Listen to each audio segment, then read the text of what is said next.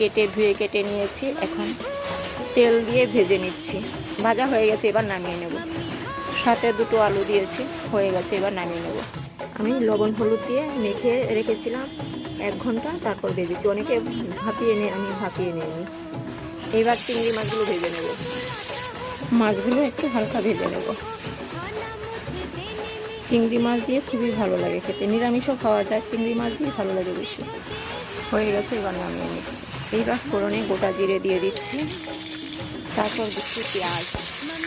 পেঁয়াজ যেহেতু পেস্ট করা আছে, এখানে অল্পই দিয়েছি।